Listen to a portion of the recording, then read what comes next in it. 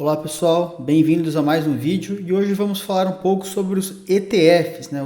Então, o que é um ETF?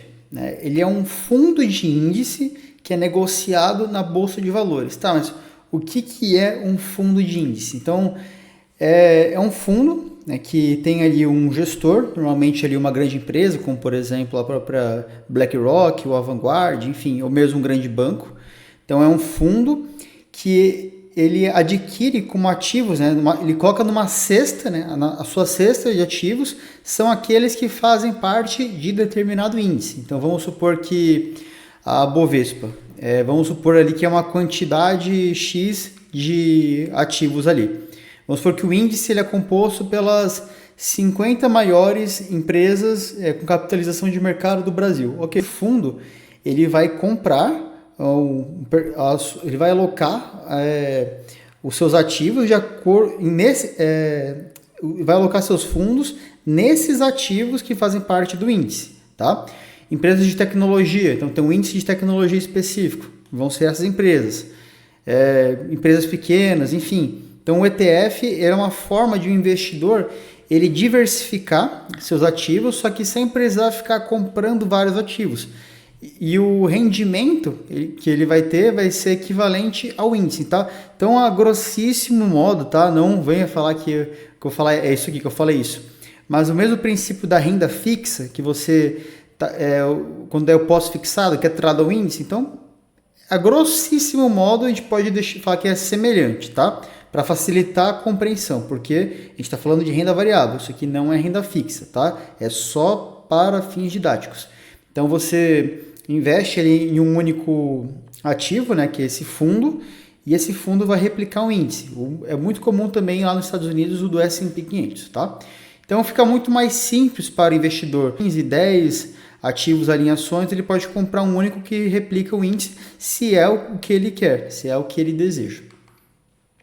Então, como que funciona na prática? A gestora, normalmente uma instituição financeira, ela cria esse fundo, né, para replicar fielmente esse índice específico. E para replicar esse índice, não é ela vai falar, isso aqui vai replicar tal. Não.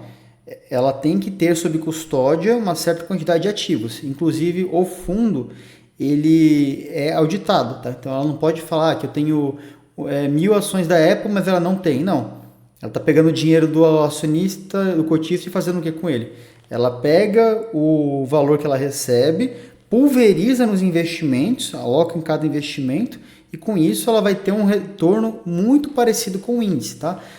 Pode ser que tenha uma variação para mais ou para menos, tá? Dificilmente vai ser 100% igual, mas já é bem melhor que nada. Então, se o índice, por exemplo, que ela está atrelada, né? Vamos supor que seja o S&P 500, das 500 maiores dos Estados Unidos. Vamos supor que esse índice sobe 10%, então o ETF tende a subir praticamente o mesmo percentual, tá? Como eu falei, não é 100% igual, pode ser que tenha uma variação. Esse fundo, ele cobra uma taxa de administração. Então, o pessoal que está trabalhando lá para fazer isso, vai fazer a alocação, eles recebem ali um valor por isso, tá? E também tem pequenas variações operacionais nesse fundo. Então, por que investir em ETFs? Por que de repente pode ser vantajoso para o investidor? Primeiro, porque ele pode ter uma diversificação imediata. Se ele não entende muito de análise fundamentalista, análise técnica, ele quer se expor ao mercado. Ele quer se expor ao mercado das top empresas de tecnologia do mercado asiático. Tudo bem, ele procura esse ETF e investe lá. Ele quer investir em ETFs das maiores empresas da União Europeia. Beleza, ele não precisa ficar analisando balanço por balanço e assim ele consegue até pulverizar o risco, tá?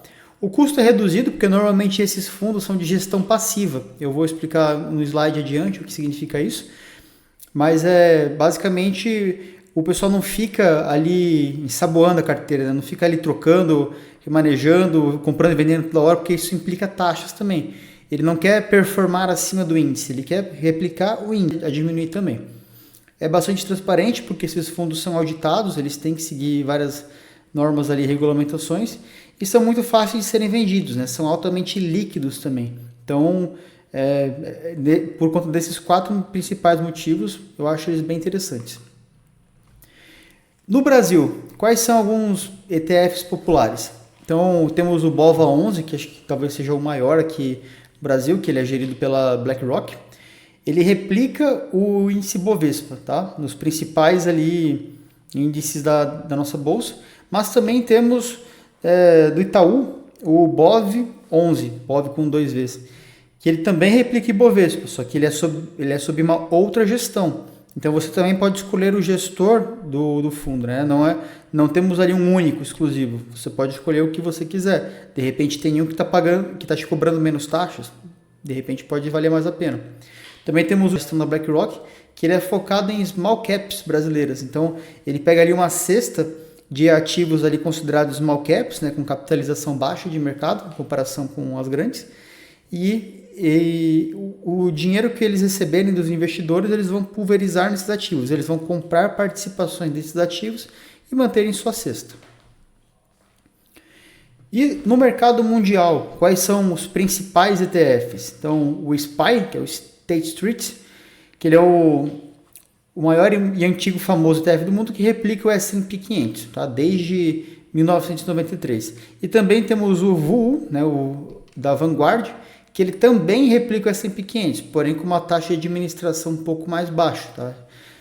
O QQQ da Invesco, que replica o Nasdaq 100, que é focado em tecnologia e inovação americano, é um índice específico, e o EM da BlackRock, que também ele é mais voltado em mercados emergentes globais. Então tem ali, de acordo com os critérios ali dos mercados emergentes. Então pode ser que tenha ações do Brasil, ações do México, ações da China, enfim. Isso aí vai depender da política do fundo para ver quais ativos vão ter. Então é importante que, caso você queira investir em ETFs, dar uma olhada também na composição. Isso aí na lâmina do ETF, nas informações disponíveis no site dele, eles discriminam exatamente o que tem ali dentro e quais são os percentuais que são.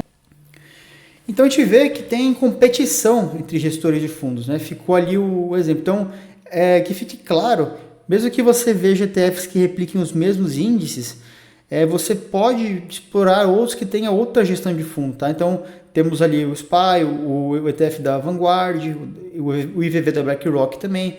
Então, temos essa competição e é super saudável, tá? A questão agora é escolher qual vai ser mais vantajoso.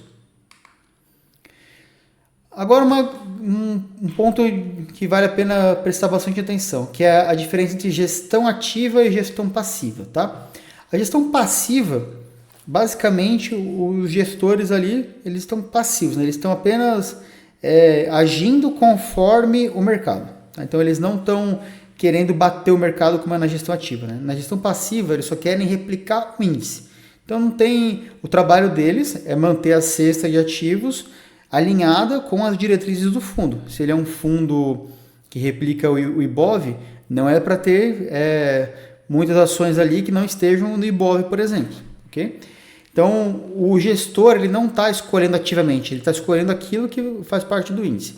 As taxas costumam ser muito baixas, tá? E os exemplos são aqueles que eu mencionei no slide anterior. Já na gestão ativa, as coisas começam a mudar um pouco. Por quê? Você já vai ter um gestor profissional dentro do fundo que o trabalho dele vai tentar fazer o fundo performar além do mercado. Se o Bovespa, vamos supor que naquele mês ele bateu 1%, tentar analisar o mercado, ver quais ativos que podem bater aquilo lá. Então ele está tendo mais trabalho nisso daí e ele tem o risco de não conseguir. Tá? Então você pode estar num fundo de gestão ativa. Na tentativa de tentar superar o índice, você pode ter uma desvalorização, porque o gestor pode errar, ele é um humano, assim como todos nós, e ele cobra taxas. Né? Então a taxa da gestão do fundo, taxa de corretagem, dependendo, e também taxa de performance. Então isso pode passar ali um percentual considerável. Se você quiser se expor ao Ibovespa, você pode, se não quiser analisar ação por ação, você pode comprar, por exemplo, cotas do BOVA11 ou do outro do Itaú, quer se expor em tecnologia americana, que você acha que esse mercado pode ser promissor, compra ali o QQQ ou o IVV, assim você consegue também se expor um pouco mais. Se quiser mercados emergentes, mesma coisa. E eu dei só 3 exemplos, mas tem vários outros, tem ETFs da Europa, ETFs de Londres, ETFs do Pacífico. Vai depender ali de qual tipo de mercado você quer se expor. Quais são os riscos do ETF? Então, risco de mercado, naturalmente, estamos falando de renda variável, pode ser que tem uma queda de mercado ali que os índices podem estar caindo. Então, se o índice cai, o ETF tende a cair também. Não tem nenhuma proteção, nenhuma garantia. Ninguém pode vender isso com garantia que o negócio vai ser, tá? Então, renda variável, riscos e retornos.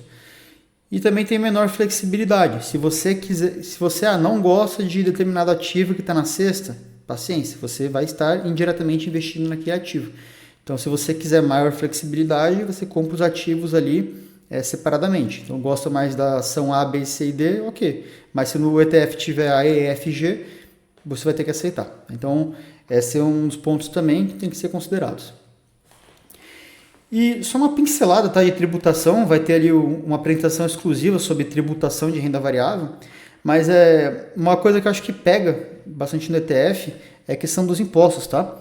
Porque você paga imposto de renda sobre 15% no ganho de capital na venda de ETF, então não tem isenção, tá? Na ação você tem isenção de até R$20.000 mensais. Se você vender menos que isso, você não paga imposto no seu ganho de capital. Teve qualquer ganho ali, você tem que emitir um DARF até o último dia útil do mês seguinte para pagar o imposto, tá? Para recolher o imposto. Então, é uma das coisas que pode fazer diferença, principalmente se a pessoa só investe em ETF. Se ela quiser, de repente, realizar um lucro, ela vai ter que pagar imposto sobre esse lucro. Então, se ela depois de 3 meses, ela comprou, vendeu, teve um lucro de R$1.000, tá bom, 150 amigo Estado, ok? Então, não é um ativo que é para você ficar comprando e vendendo toda hora, ok? Se você quiser investir, eu recomendo você investir com parcimônia, mas sim com foco em longuíssimo prazo, porque sabe que na hora de vender, você vai pagar imposto. Os ETFs, eles democratizam o investimento, porque é um acesso universal, qualquer pessoa pode acessar o home broker, né? Criar uma conta numa corretora e comprar, se expor ao mercado, você pode adquirir ali e depois, de repente, expor a mais outros, conforme o seu conhecimento vai evoluindo. E alguns até consideram ele como um atalho inteligente, né? Porque assim você consegue participar de mercados inteiros de uma forma bem simples. Então, concluímos aqui. Foi uma aula relativamente curta, né? Eu acredito que o conceito ele é relativamente simples de entender. Na prática, com certeza, a gente aprende muito mais. Mas é lembrar isso, né? Que os ETFs são fundos de índices negociados em bolsas, funcionam como um bom atalho para a gente conseguir replicar um índice, se expor ao mercado, e oferecem uma oportunidade bastante acessível para nós investidores, ok? Muito obrigado e aguardo vocês no próximo vídeo. Até mais.